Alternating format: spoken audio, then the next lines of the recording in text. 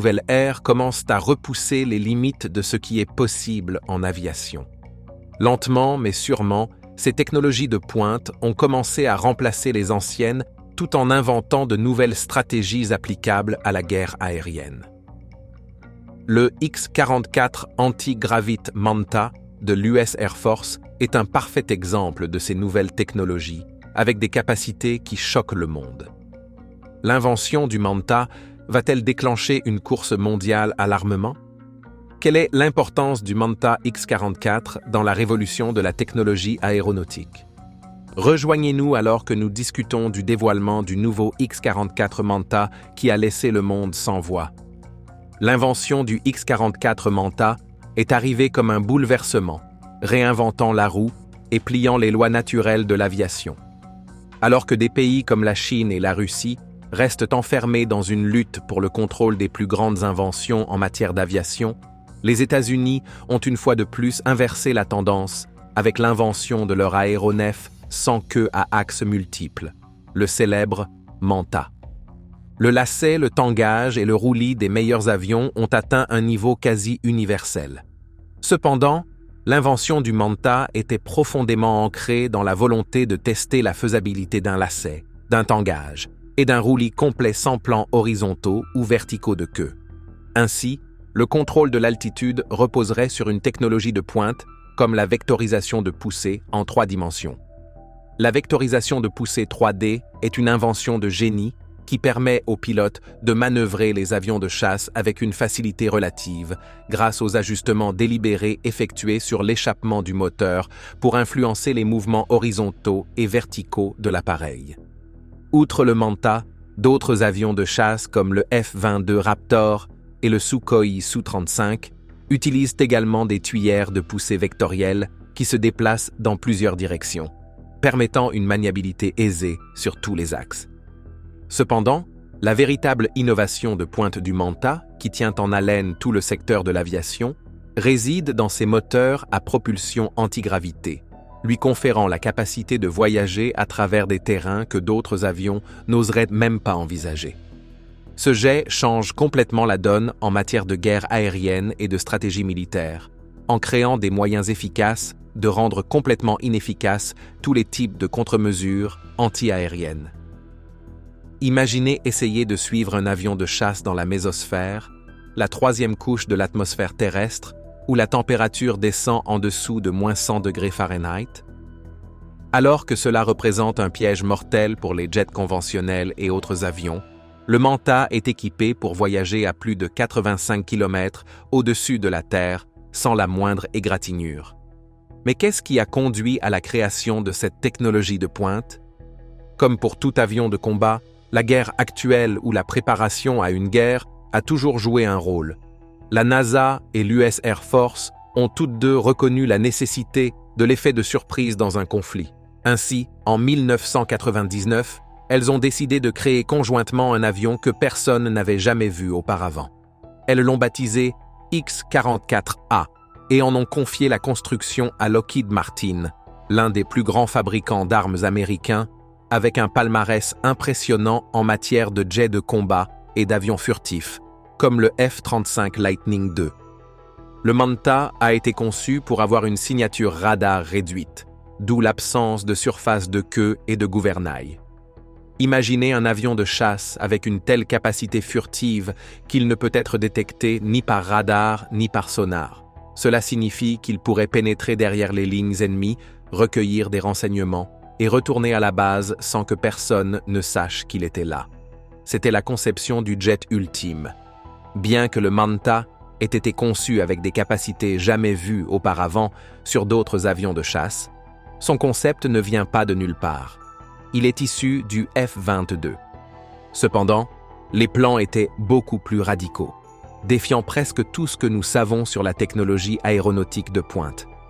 Tout d'abord, ils ont retiré les surfaces de commande de vol, qui sont les parties mobiles de tout avion, permettant aux pilotes de contrôler les mouvements selon les 3 axes, le lacet, le tangage et le roulis.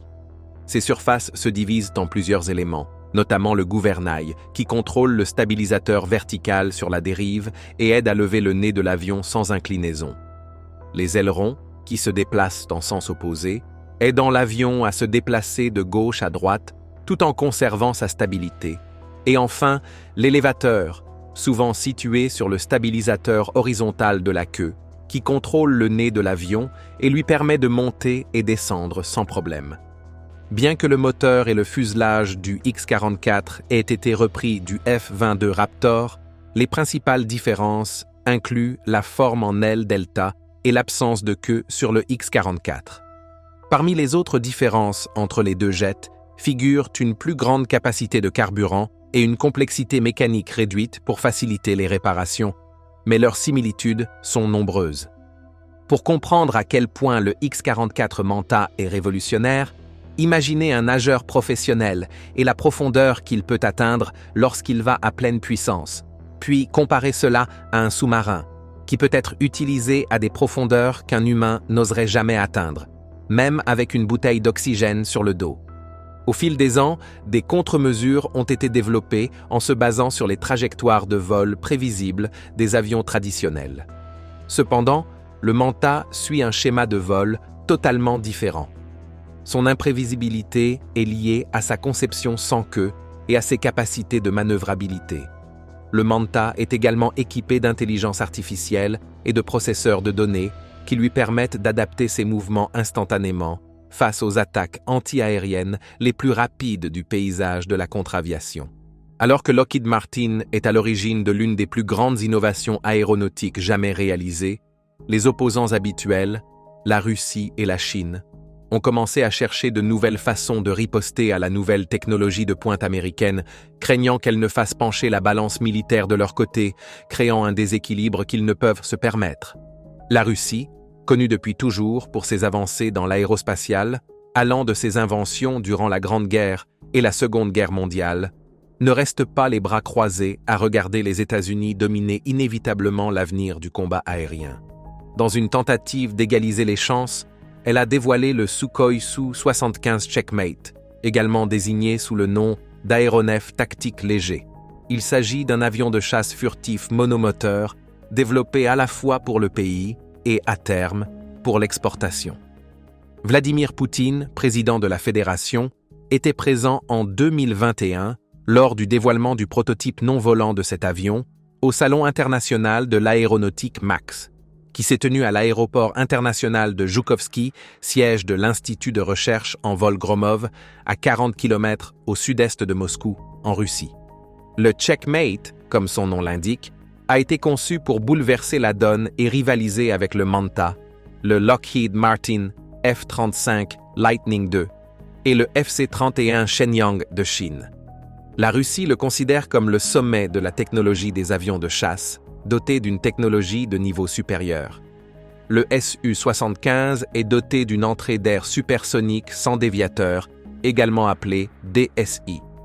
Cela signifie qu'il y a moins de pièces mobiles à l'extrémité du moteur de l'avion pour gérer le flux d'air. Contrairement aux avions traditionnels qui nécessitent de gros déflecteurs pour ralentir l'air entrant, le Su-75 est construit avec une bosse parfaitement conçue sur les côtés afin de dévier et ralentir le flux d'air avant qu'il n'atteigne le moteur lorsqu'il vole à vitesse supersonique. Le Su-75 a été principalement conçu pour le combat, avec ses grandes ailes conçues pour atteindre une altitude de 12 000 mètres ou plus, poussant d'autres avions de chasse au-delà de la stratosphère et encore plus loin dans la mésosphère, là où ils ne veulent pas aller. L'appareil ressemble à l'entrée d'air supersonique, sans déviateur, du Boeing X-32, avec un concept de conception très simple. Le Su-75 a été conçu avec un empennage très spécifique, complètement différent des queues conventionnelles. Il est plutôt équipé d'une queue en V, similaire au Northrop YF-23. Peut-être que la caractéristique la plus intrigante serait l'ajout de ruddervators, qui nécessitent des systèmes de contrôle de vol plus spécifiques et sophistiqués que les empennages conventionnels, mais qui rendent l'appareil un peu plus léger, mettant davantage l'accent sur sa manœuvrabilité, qui est plus optimale que d'avoir un ensemble d'élévateurs et une queue contrôlant séparément le tangage et le lacet, lorsque les ruddervators peuvent tout faire à la fois. Des sources proches des concepteurs ont décrit le Checkmate comme capable de voler sur une portée allant jusqu'à 3000 km, tout en transportant une charge utile massive de 7400 kg et atteignant une vitesse supersonique comprise entre Mach 1,8 et Mach 2,0. L'avion de chasse a également été conçu pour transporter une soute interne avec 5 missiles et un canon automatique. Cependant, le moteur a été conçu pour atteindre au moins le niveau Mach 2. Il a donc été équipé du moteur Saturn Isdelier 30, un turboréacteur à faible taux de dilution et post-combustion développé par NPO Saturn pour succéder au Saturn AL-41F1 dans les variantes améliorées du Sukhoi Su-57, ainsi que dans les nouveaux chasseurs tactiques comme le Sukhoi Su-75 Checkmate. L'Isdelier 30 est conçu pour être plus léger que son prédécesseur AL-41F1 et jusqu'à 18% plus efficace. Pourtant, l'existence même du Checkmate reste un doute pour beaucoup qui ne l'ont jamais vu. Cependant, Matt Bodner, un journaliste de NBC News et la première personne à avoir vu l'avion, a fourni une photo en vue subjective de l'avion avec son cockpit en verre. Contrairement au Manta, le Checkmate est prêt à être exporté sur tous les continents, y compris l'Amérique du Sud, l'Asie et l'Afrique. En tête de cette liste figurent des pays comme l'Argentine, l'Inde, le Vietnam et l'Iran, qui sont les principales destinations d'exportation de l'appareil. Toutefois, d'autres pays comme le Nigeria, la Turquie et l'Arabie saoudite restent sur liste d'attente, espérant mettre la main sur ce changement de jeu.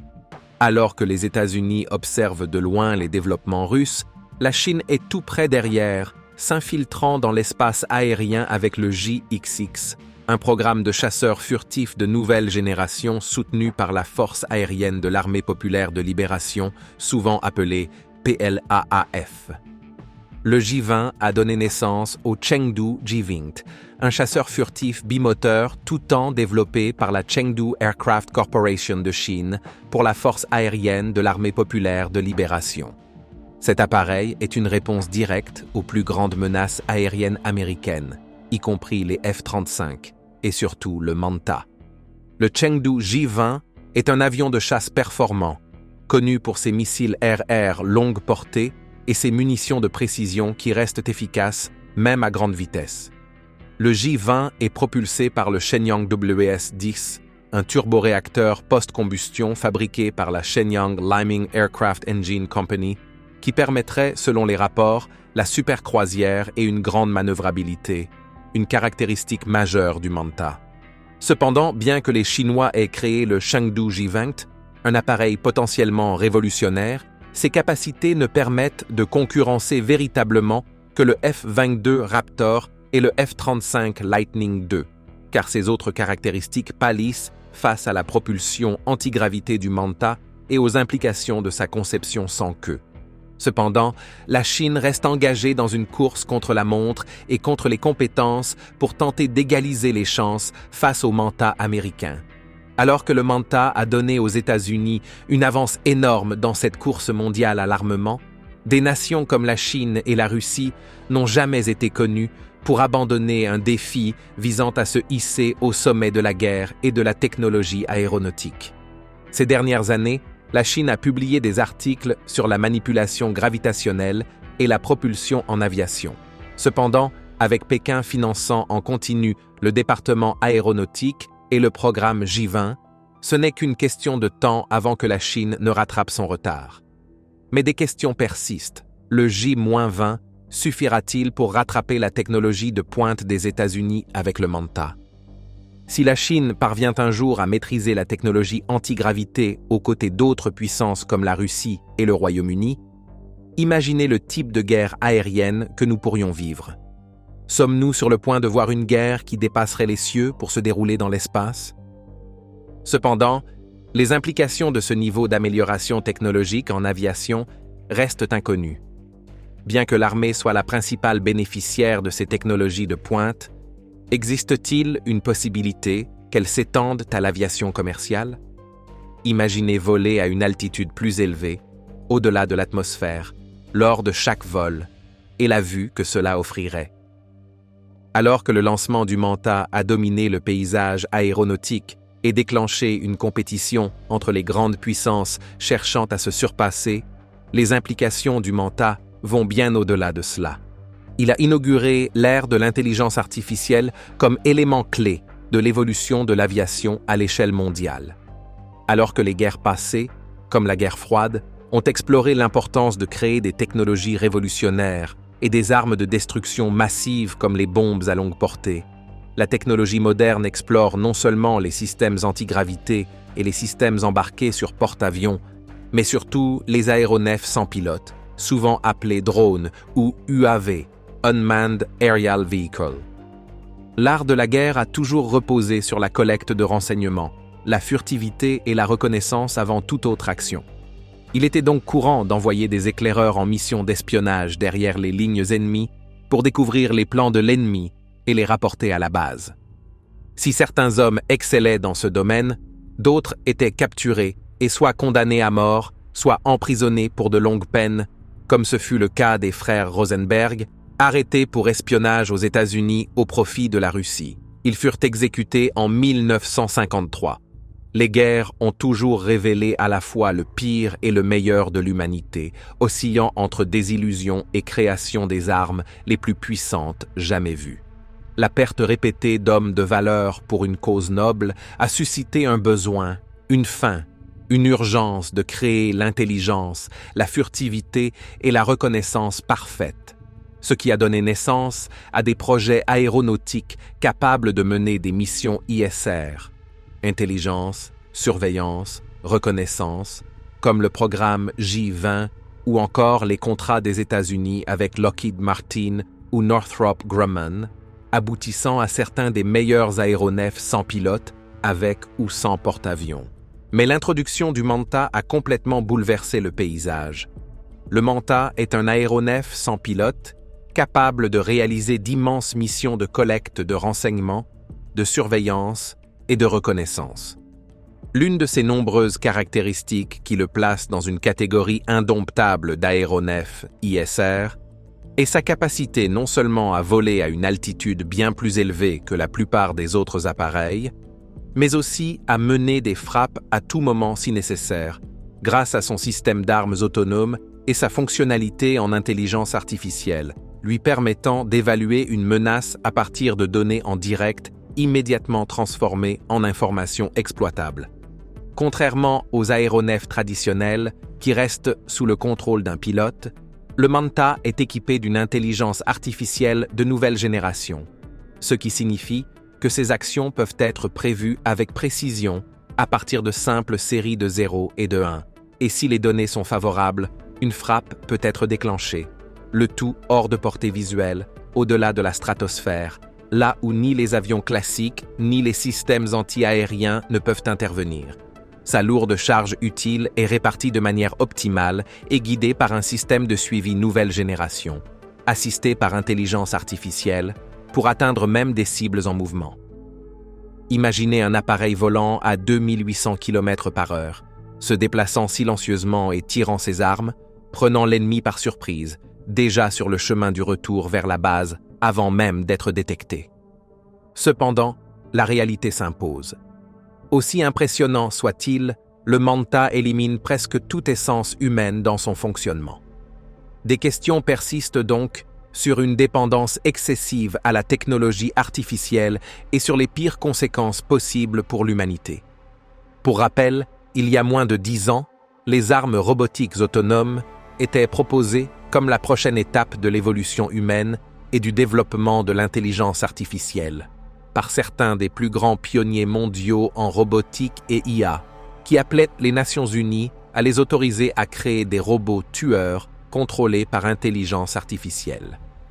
Bien que les avantages incluent la préservation de vies humaines, du moins pour ceux qui peuvent se permettre ces robots tueurs, les inconvénients l'emportent largement sur les bénéfices. Alors que de nombreux scientifiques de renom ont évité le débat, Elon Musk de Tesla et Mustafa Suleyman d'Alphabet se sont courageusement levés pour dénoncer l'exploration d'une idée que nous ne comprenons même pas encore totalement, même en tant que scientifiques. Les Nations Unies auraient voté pour débattre de la situation. Cependant, Avant la date prévue de la discussion avec les promoteurs de cette idée, Elon Musk et d'autres groupes de sociétés d'intelligence artificielle et de robotique ont adressé une lettre ouverte aux Nations Unies, exprimant leur profond mécontentement face à cette idée et leur colère envers l'ONU pour avoir ne serait-ce qu'envisagé ce sujet. Leur lettre révélait leur crainte de voir émerger la troisième phase de l'évolution de la guerre, après la poudre à canon, puis les armes nucléaires et désormais les robots tueurs autonomes. Ce bond n'est-il pas un peu trop grand?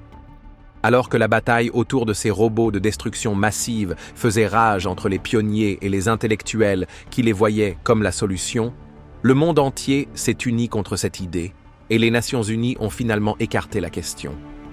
C'est exactement ce qu'il en est du Manta, mais imaginez-le à une échelle encore plus grande. Ce ne serait pas une arme terrestre comme les robots tueurs proposés en 2014, mais une arme dans le ciel, capable de voyager dans l'espace, armée et dotée d'une intelligence artificielle qui décide elle-même de ce qui constitue une menace. Alors que les États-Unis pourraient bien avoir inventé une toute nouvelle solution en matière de renseignement, de surveillance, de reconnaissance et de frappe aérienne, il reste à voir si le monde restera serein face à un aéronef autonome dans le ciel qui décide de lui-même ce qu'est une menace ou non. Merci d'avoir regardé. Tant que vous êtes là, cliquez sur le lien qui s'affiche à l'écran pour découvrir une autre de nos vidéos. À tout de suite.